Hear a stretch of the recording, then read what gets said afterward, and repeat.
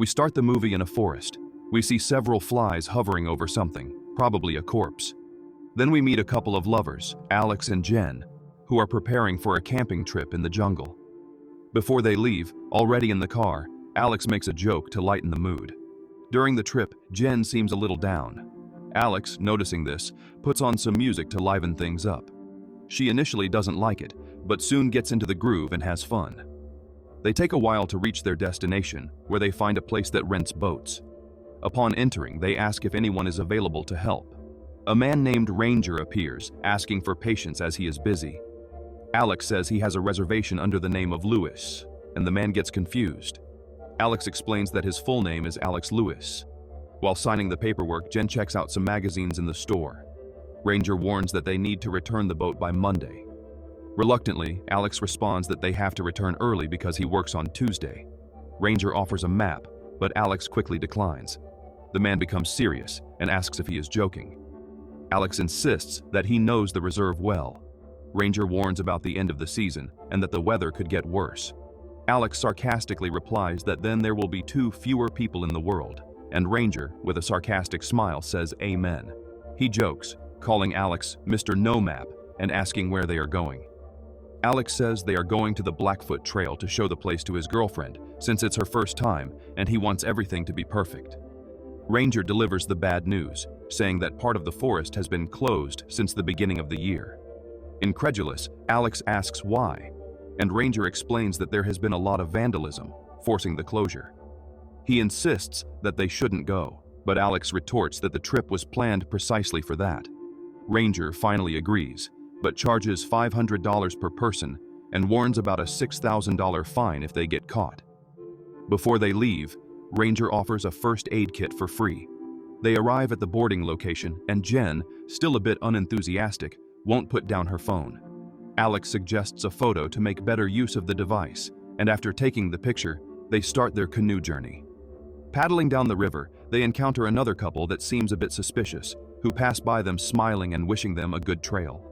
They continue paddling, and Jen seems uncomfortable, but Alex points out the scenery, making her relax. They reach the island, and as Alex pulls the canoe, it slips and hurts his foot. He complains of pain, but says he's fine when Jen asks. He gives her a whistle for her safety, and she shows him a bear spray she brought. Alex asks when she got that, and says they won't need it, but she retorts, asking if he prefers her to be tense. He agrees and clips the spray to her waistband. While rummaging through their belongings, he finds a flare and becomes irritated, but understands her concern.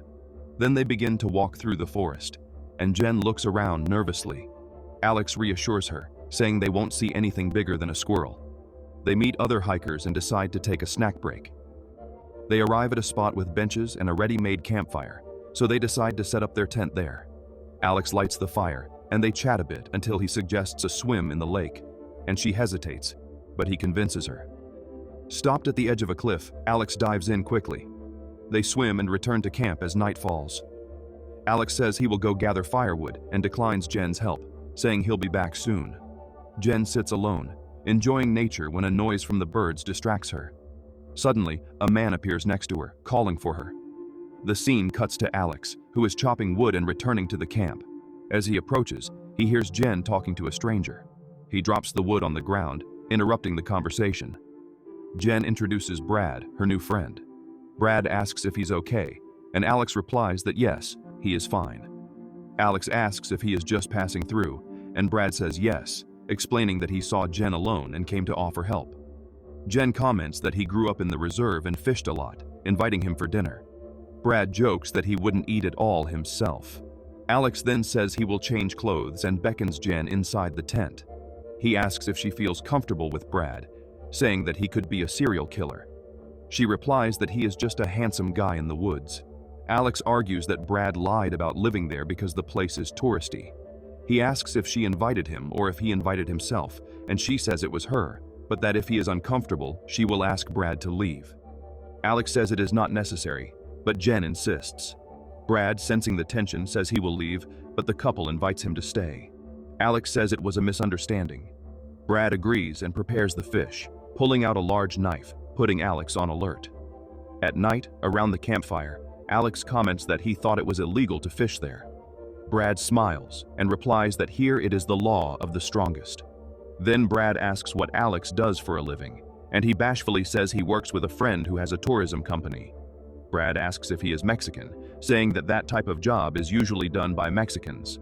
Jen tries to cheer him up, saying that soon he will have his own company. The mood gets tense until Alex praises the fish, and Brad agrees, saying he got lucky. Brad asks if they have anything to go with it, and Jen says they have potatoes and vegetables. Alex suggests vegetables, but Brad takes the lead and practically forces Alex to choose potatoes. Jen goes to get them, leaving the two alone. Alex asks if Brad is Irish, and he says he is from County Tipperary. Alex asks if he is staying in Mexico, but Brad ignores him. Then, Alex asks another question about what he does for a living, and Brad replies that he is a local tour guide. Brad asks if they are just campers. Alex replies that they just took some time off to rest from the city, and he asks him how much a guide costs in the forest. Brad replies that he doesn't know, only when he gets paid. Jen returns with the potatoes, and Brad starts acting strangely, making the couple uncomfortable. He asks about their plans, and Alex says they came to relax. Brad provocatively says that if he had a girlfriend like Jen, he would take her to better places. Alex gets irritated, and Brad talks about the Blackfoot Trail, saying that there is a frozen arrow there, and insisting for Jen to accept a guide. She says she already has one, but Brad acts as if he doesn't hear. The couple is clearly uncomfortable. Brad gets ready to leave, thanks them for dinner, but turns back, asking about the misunderstanding Alex mentioned. He presses Alex, who, feeling threatened, says he only got suspicious because Brad could be dangerous. Brad leaves, but before that, he picks up a piece of Jen's clothing from the ground and, mockingly, says it's hers, worsening the atmosphere. Alex, annoyed, tells her to invite him to bed next time. Jen asks if they should be concerned, and Alex says no, that he is just a strange guy, but he picks up his axe as a precaution. The next morning, Alex makes coffee, and Jen joins him. They continue walking, and she asks what's so special about Blackfoot, and why the name. Alex explains that ancient peoples named it that because near the lake, the ground is black. While walking, Jen goes ahead. Alex sees a huge footprint on the ground, but says nothing so as not to scare her. He ends up kicking something and feels a terrible pain, but doesn't complain. At night, they set up another camp, and Alex checks his foot, discovering that he lost a toenail. Jen asks to see it, but finds it gross. Alex complains of the pain, and she gets the first aid kit, treating the wound. She pours hydrogen peroxide, and he groans in pain, but soon recovers. The wound is serious. Jen makes a bandage. They joke and laugh.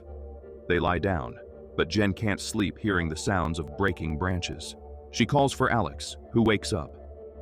He says it must just be squirrels, but the noise gets so loud that Alex starts to worry, saying they are not squirrels. Jen asks if it could be Brad, and he says he doesn't know. And they listen a little longer, but Alex decides to go back to sleep, saying it will be all right. The next morning, Alex finds several trees destroyed near the tent. Jen says they weren't like that the night before, and he agrees. She asks to leave, thinking the place is dangerous. Alex asks her not to exaggerate, but she questions if squirrels would do that. He tells her to relax because he has waited a long time for this trip, and that she will love it when they arrive. She ends up agreeing, and they continue the journey. As they walk and talk, Alex suddenly stops. He walks a little further and picks some red berries, saying they can eat them. He offers, but Jen refuses, saying an animal might have peed on them. She stops and asks what that smell is, looking around. Alex says it's nothing, but she follows the odor and finds a dead deer. Alex looks terrified, perhaps knowing what did that to the animal. They continue on the trail, and Jen struggles to pass between the branches, eventually falling. Alex shouts that he found it, and she gets up, going to him. He jokes, but she isn't happy. He asks if she is okay, and she says yes. Alex wipes her face, and they start climbing the hill. He is excited, but she is not. They reach the top of a hill and are shocked to see more forest in front of them, and Jen asks where the lake is. Alex says he was sure of the way. He gets euphoric, cursing, and asking what's happening. Jen asks if he brought a map, and he says he never needed one. She says they need one now, starting to panic. She asks where they are, and he doesn't know. She remembers he said he has been there several times, and he reveals that he was there in school. Jen looks for her phone, but Alex says he took it out of the backpack and left it in the car so she wouldn't use it during the hike. She says she just brought it for safety, and he retorts that it wouldn't help as there isn't any signal. She asks how they will get out of there without a map or phone, starting to blame him. She asks why he wanted to bring her so far on their first camping trip, saying it was a mistake and that he spoiled everything trying to show off. She calls him a failure, and Alex listens in silence. She says that he doesn't even care, and he, with a sad face, reveals that he was going to propose to her. Jen is taken aback, and he walks away. Hours later, he sits next to her, and she apologizes, saying she didn't know.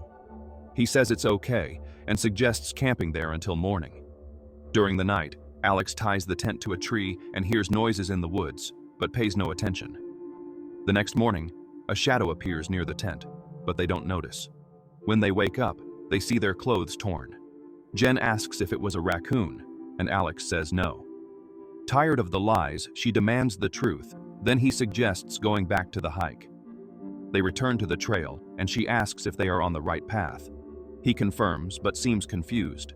She asks if they need to go back, and he says no. She takes the lead, and shortly after they stop to drink water. Jen sees a huge footprint and asks what animal it is, as it's very big. Alex says it's a bear. She becomes terrified, but keeps her calm, saying they need to leave before it gets dark. At night, around the campfire, Alex says he regrets everything. He asks if what she said was true, and she says no, she shouldn't have said that. Alex asks if she wants to see the engagement ring. Jen initially agrees, but soon rejects the idea, explaining that she prefers to wear it when they finally get out of the forest. They reconcile and begin to kiss when they hear noises of breaking branches. Jen thinks it might be a bear, and Alex yells to try to scare it off. Fearing it could be a fierce animal, they decide to go back to the tent. The next day, Alex wakes up and pets Jen, joking that it would be a great time to call a luxury hotel. Then, upon opening the zipper of the tent, he sees a large black bear outside. He tells her to stay quiet as the animal approaches. He opens the zipper again, and the bear keeps coming towards them. Alex looks for his axe, but remembers he left it near the fire. Jen grabs the bear spray to protect herself, while Alex freezes in place. The bear circles the tent, sniffing them. Suddenly, it tears through the tent and tries to grab them. They scream, and the bear claws Jen's arm. Alex pushes Jen behind him and yells to scare the animal, but the bear attacks viciously, biting his leg. He screams in pain, and Jen quickly grabs the bear spray and manages to scare the animal away. She then gives first aid to her boyfriend, applying a tourniquet, which makes him cry even more. He says he is going to die, but she calms him down. The bear returns and drags Alex, attacking him and devouring him as he pleads for Jen to run away. She stands frozen, listening to his screams. Finally, she exits the tent and comes face to face with the bear, who is still eating Alex. She picks up the engagement ring box he chose for her, but can only think of running away. She runs through the forest, falls, and rolls until she hits her head, becoming unconscious. When she wakes up, she crawls, calling for help. Then, in an act of homage to Alex, she decides to put on the engagement ring he had chosen for her, feeling that, even in his absence, every detail carried a special meaning. She is trembling from the cold, hunger torments her, and she feels pain in her injured arm, making her situation even more desperate. She hears more noises and starts running again. She realizes it's getting dark and decides to climb a tree to save herself, and she ends up falling asleep. The next day, she is awakened by a helicopter. She screams for help, but it flies away. She is weak and unmotivated, but continues walking until she finds a small well of water.